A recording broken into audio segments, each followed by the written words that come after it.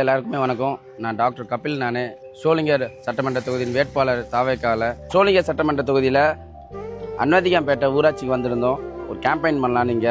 நீங்களே பாருங்கள், மக்களோட ஆதங்கத்தை பாருங்கள்.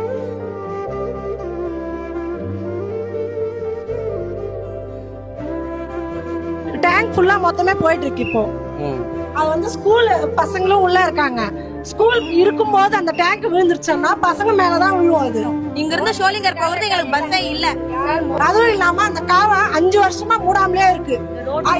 5 பேர் அந்த காவால இதுவரையும் விழுந்திருக்காங்க. 5 பேர் இறந்துருக்காங்க அந்த காவாவால. 5-6 வருஷமா ஒண்ணுமே பண்ணல. எங்க ஊருக்கு எதுவுமே இல்ல. ரோடு கிளீன் பண்ண சொல்லுங்க சார். ரோட்லயே வந்து ட்ரிங்க் பண்றாங்க எல்லாரும்.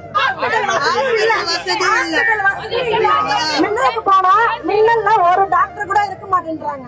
ஒரு எமர்ஜென்சிக்கு நாங்க அரக்கோணம் தான் போனோம் சார். நாங்க ஃப்ரீ பஸ் கேட்கல சார். எங்களுக்கு ஃப்ரீ பஸ்ஸே வேணாம். நாங்க காசு கொடுத்துட்டு கூட போறோம். அடிப்படை வசதி இல்ல. ஃப்ரீ பஸ் வேணாம்.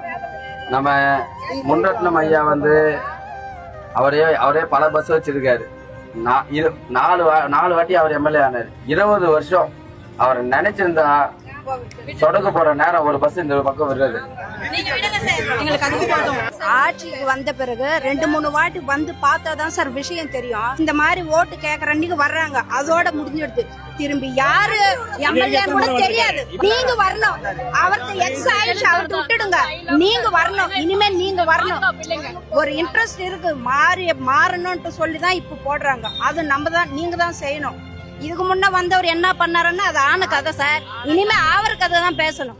நீங்க வரணும். ஷோலிங்கர் சட்டமன்றம் சேவிக்க மக்கள் வாழ்வு சிறக்க வாக்களிப்பீர் விசில் சின்னத்திற்கு.